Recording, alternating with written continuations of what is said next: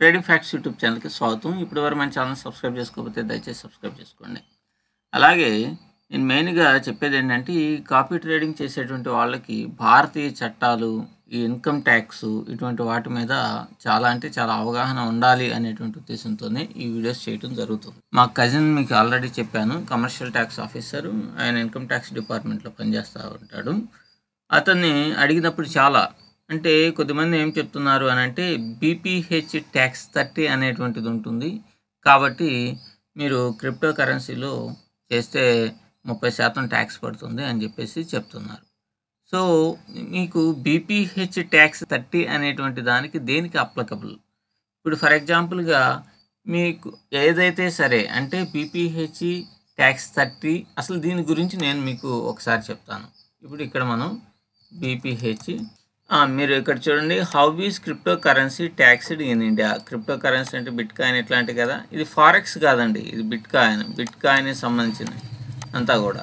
So ఈ bit coin అనేటువంటిది కూడా ఇది రిజర్వ్ బ్యాంకు ఆర్బీఐ వారి యొక్క పర్మిషన్ అనేటువంటిది ఉండాలి. ఇక్కడ ఉన్నటువంటి సెబీ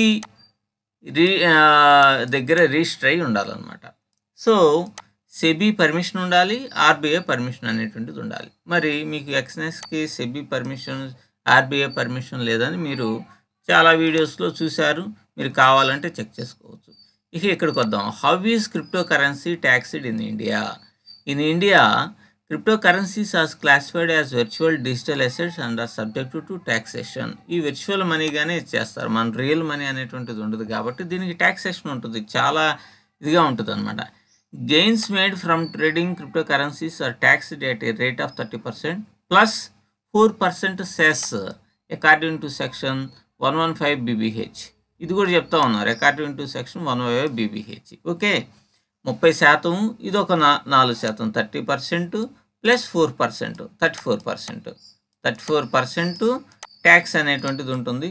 మీరేమన్నా కాపీ ట్రేడ్ చేసేటువంటి వాళ్ళు ఒక 40%, లేకపోతే ఒక 40% ఇచ్చారనుకో, 70% అంటే 75% మీకు లాభం 100 రూపాయలు ఇస్తే 75 రూపాయలు ఇస్తారు, 34 రూపాయలు ప్లస్ ఒకవేళ 50 రూపాయలు ఇస్తున్నారనుకో మీరు కమిషను, హాఫ్ లాభం వాళ్ళే తీసుకుంటున్నారు అనుకున్నప్పుడు మీకు ఎంత ఇదైనట్టు 84%, అంటే 84% మీరు ఇస్తున్నారు. ఈ 15% మీ లాభాల కోసం డబ్బులు పెట్టి మెంటల్ టెన్షన్స్ తెచ్చుకొని ఇదంతా మీరు ఆలోచించుకోండి.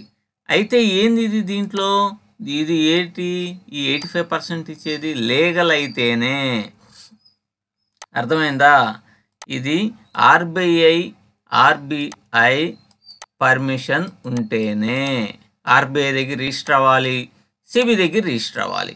అలా లేకపోతే ఎంత పడుతుందో అది ఒకసారి నేను మళ్ళా ఈ వీడియోలోనే చెప్తాను.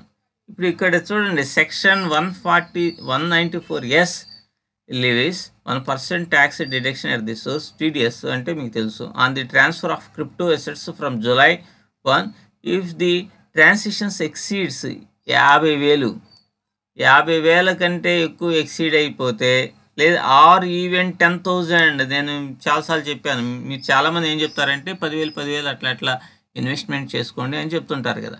సో ఇది 10,000 దాటినా కూడా మీరు ఒక సంవత్సరంలో 10,000 రూపాయల దాటినా కూడా ట్యాక్స్ అనేటువంటిది పే చేయాల్సి ఉంటుంది. What is FEMA penalty on crypto currency? ఇక్కడ చూడండి అమ్మా, ఇక్కడ చూడండి మీరు, what is FEMA penalty on crypto currency trading in India. ఇది బాగా చూడండి, what is FEMA penalty on crypto currency trading in India. నేను క్రిప్టో కరెన్సీ అంటే ఏంది, బిట్ కాయిన్, ఇథీరియం ఇట్లాంటివి, మరి వాటి మీద పెనాల్టీ ఫెమా ఏంటి, ఫెమా పెనాల్టీస్ మీరు సెర్చ్ చేసుకోండి. అంటే ఇక్కడ మీరు చూడండి, ఫెమా అంటే ఏంది, foreign exchange management act, foreign exchange management act. అంటే డెల్టా ఎక్స్చేంజ్ అనేటువంటిది ఎక్కడ ఉన్నది? డెల్టా ఎక్స్చేంజ్ అనేటువంటిది ఇండియాలోనే రిజిస్టర్ అయినటువంటి కంపెనీ, దీనికి ఆర్బీఐ పర్మిషన్ ఉన్నది, అలాగే సెబీ వాడి పర్మిషన్ ఉంది, అన్నీ ఉన్నది. ఇది ఫెమా అంటే foreign exchange management act, foreign అంటే విదేశాలు, విదేశాల్లో ఎక్స్చేంజెస్ ఉంటాయి కదా, అటువంటి వాటి మీద ఇండియాలో ఎలా పెనాల్టీ ఉంటుంది, అటువంటి వాటి ఇండియాలో పర్మిషన్ లేకపోతే వాటి మీద యాక్షన్ అనేటువంటిది ఎలా ఉంటుంది అనేది ఇది. మరి మీరు ట్రేడ్ చేస్తున్నటువంటి ఉన్నదానికి ఇండియాలో ఎక్స్చేంజ్ ఉందా? లేదు కదా. కావాలంటే మీరు సెర్చ్ చేసుకోండి.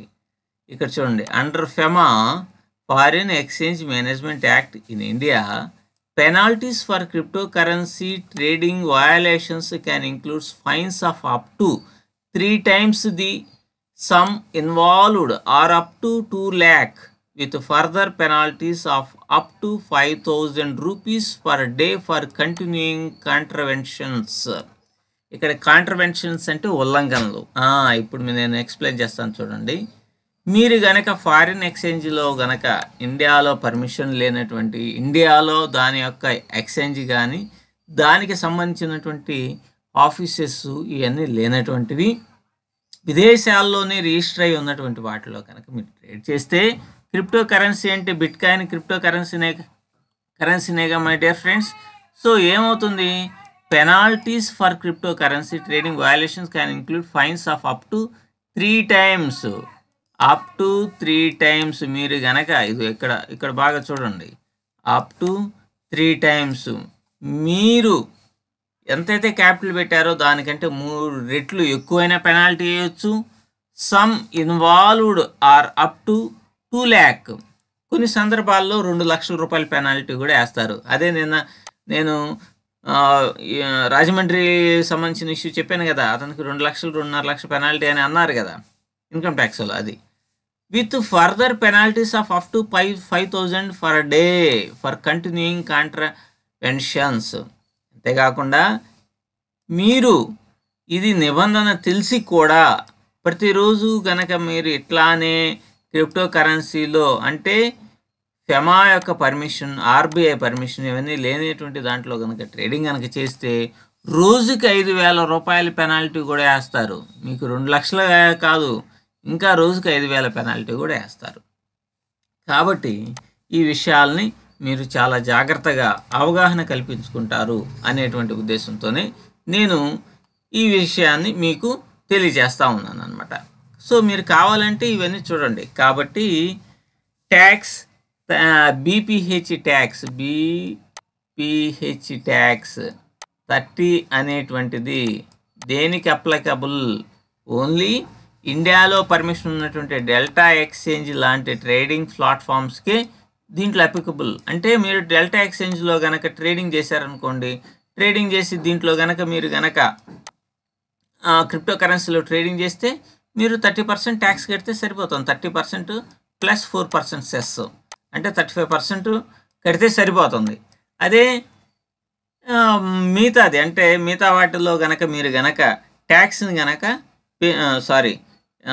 RBI permission, FEMA permission, SEBI permission ఇవన్నీ లేకుండా ఎక్కడో సైప్రస్లోనో ఎక్కడో ఉన్నటువంటివి ఇండియన్ పర్మిషన్ లేనటువంటిలో కనుక మీరు కనుక ట్రేడింగ్ కనుక చేస్తే మాత్రం మీరు చూశారు కదా ఎంత సమస్య ఉంటుందో. ఎనీ పర్సన్ ఇక్కడ మళ్ళీ చెప్తున్నాను, ఇఫ్ ఎనీ పర్సన్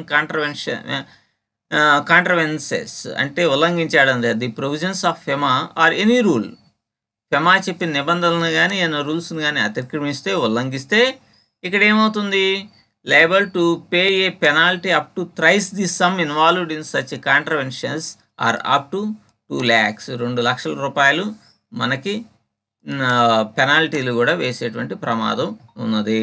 అంతేకాదు 2 లక్షలే కాదు, ఇక్కడ మీరు ఇవి తెలిసి కూడా ఇంకా ఉల్లంఘన చేస్తూ ఉంటే 5,000 రూపాయలు డైలీ పెనాల్టీ పడుతుంది. రోజుకి 5,000 రూపాయలు పెనాల్టీ వేస్తారు. సో దట్ ఇక మీ ఇష్టం. ఇది నేను మీ అందరికీ అవగాహన కల్పించడానికే చెప్తున్నాను. ఎవరైనా సరే ఇది బీపీహెచ్ ట్యాక్స్ 30 అని, లేకపోతే ఇన్కమ్ ట్యాక్స్ వాడు ఏమి ఇది అని అదని నేను రిటర్న్స్ చేశానని కనుక చెప్తే అటువంటి వాటిని నమ్మి అనవసరంగా ఇబ్బందులు పడవద్దు. ఇది పబ్లిక్కి అవేర్నెస్ కల్పించాలి అనే ఉద్దేశంతోనే నేను ఈ వీడియో చేస్తున్నాను. Thank you very much.